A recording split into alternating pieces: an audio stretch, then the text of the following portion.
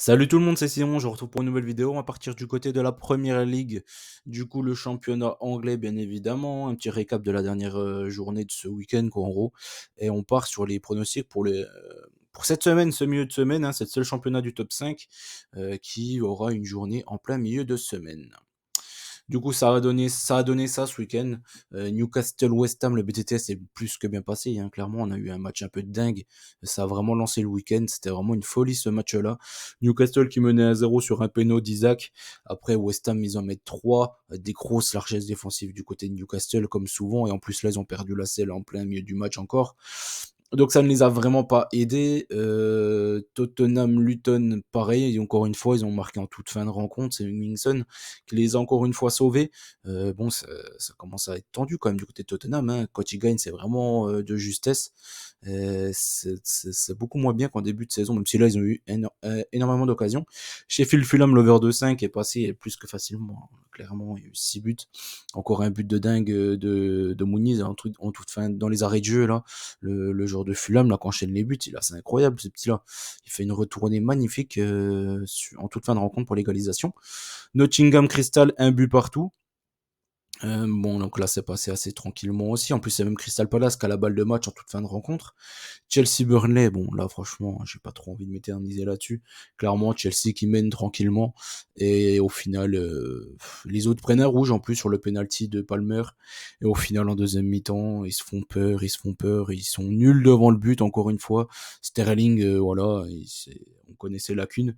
Nicolas Jackson, j'ai pas envie de venir dessus. Franchement, il a un niveau DH. Hein, au bout d'un moment, il se fait que des contrôles du genou, il est nul à chier. Y a pas d'autre mot. Madueke, il joue que en baissant la tête et ultra personnel. Franchement, ils ont des joueurs, j'en peux plus. Dissa Zibadiachil, même en Ligue 2, ils auraient pas le niveau.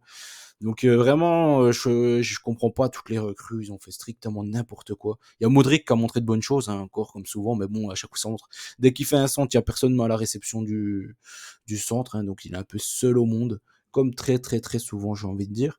Et Palmer, voilà, c'est le seul qui ne déçoit très très rarement. Au final, il fait une bonne saison celui-ci, hein, quand même, mine de rien. Donc voilà. Chelsea, encore une fois, très décevant. D'ailleurs, Burnley a eu la balle de match, encore une fois. Qui dit corner pour un adversaire de Chelsea dit quasiment penalty, hein. Clairement, il y a personne qui saute, il y a personne qui a de l'envie, ni rien. D'ailleurs, c'est comme ça qu'un Van Dijk avait marqué en finale de coupe. Et là, pareil, hein, et c'est Rodriguez qui a la balle de match en toute fin de rencontre pour carrément gagner à 10 contre 11 à Stamford Bridge. Franchement, ils me font strictement pitié, cette équipe-là. Je commence à vraiment en avoir marre. Il faudrait vraiment faire un gros tri dans cette équipe-là. Il y a personne il y a pas beaucoup de joueurs, on va dire, qui ont le niveau pour jouer à Chelsea. Donc voilà. J'espère que cet été, il va y avoir pas mal de changements et surtout pas mal de ventes, hein, parce que là, ils ont un gros effectif pour au final rien. Strictement rien du tout. Bournemouth contre Everton, le BTTS est passé, hein. Merci le goal de Bournemouth qui a donné un but à Beto, parce que franchement, lui, il est toujours aussi pas bon. Donc, encore une fois, il faut lui donner un but pour réussir à marquer. Et au final, ils ont fait pareil, hein, Coleman qui donne le but de la victoire à Bournemouth. Aston Villa, bon ça c'était un match plutôt tranquille, hein, pour Villa. Je pensais qu'ils allaient plus galérer que ça sur ce match-là, mais Wolverhampton ils avaient beaucoup beaucoup trop d'absents pour espérer quelque chose du côté de Villa. Brentford United, là il a fallu attendre les 5 dernières minutes pour voir des buts. United a été catastrophique tout le match, ils ont pas passé le milieu de terrain. Brentford a fait 4 poteaux au bord et tout là. Tony il a loupé tellement de choses dans le match, c'est assez incroyable. Franchement, c'est un hold-up déjà de partir avec un nul. Alors la victoire, ça aurait été encore un plus gros hold-up, on va dire, pour Manchester United. Mais Brentford, s'ils n'arrivent pas à gagner ce match-là, je ne sais pas quand ils vont réussir à gagner. Clairement, là, ils avaient tout pour gagner le match. Manchester, ils n'ont pas voulu jouer, aucune intensité, rien du tout. Et leur capitaine Elf, là, franchement, j'en peux plus aussi de Bruno Fernandes. Franchement, je comprends pas comment on peut apprécier ce joueur-là, lui, c'est pareil. Liverpool, Brighton, le BTTS est passé assez facilement parce qu'au final, dès que Welbeck marque au bout de 2 minutes, on savait qu'il allait passer clairement, donc c'est passé plutôt tranquille. Salah qui a fait un match complètement dégueulasse du début à la fin. Je sais pas combien il a tenté de frappe, mais bon, c'était catastrophique. Bon, heureusement, il a réussi à en mettre une quand même au final. Et City Arsenal, que dire de ce match-là, par qu'Arsenal a marqué, enfin, a trouvé la solution au final, hein, pour réussir à gagner ou au moins de ne pas perdre contre City, c'est-à-dire mettre un bus et ne pas jouer au foot. Arsenal l'a fait en finale de coupe. Arsenal l'a fait au match aller, Arsenal l'a fait au match retour. Ils auraient même pu s'imposer, hein, parce que clairement Trossard, s'il fait la passe directement à Martinelli, il y a but. Enfin, Martinelli devant le but, c'est pas non plus l'assurance tout risque. Mais en tout cas, il y a un face-à-face clairement. S'il arrive à le mettre, à faire un centre direct, quoi, je comprends pas pourquoi en plus il loupe complètement son contrôle. Donc voilà, il n'y a pas eu de match. On a eu droit à une énorme purge. Encore une fois, merci Arsenal. Franchement, le jeu est strictement dégueulasse. Mais en tout cas, ils y arrivent comme ça, c'est très bien. Allez hop, on attaque pour ce milieu de semaine. Nottingham contre Fulham. Nottingham contre Fulham. Fulham, pour moi, ils ont une meilleure équipe que Nottingham. Et Nottingham, eux, ils jouent quelque chose. Ils jouent le maintien jusqu'à la fin de la saison. Donc je me méfie énormément de ce match-là.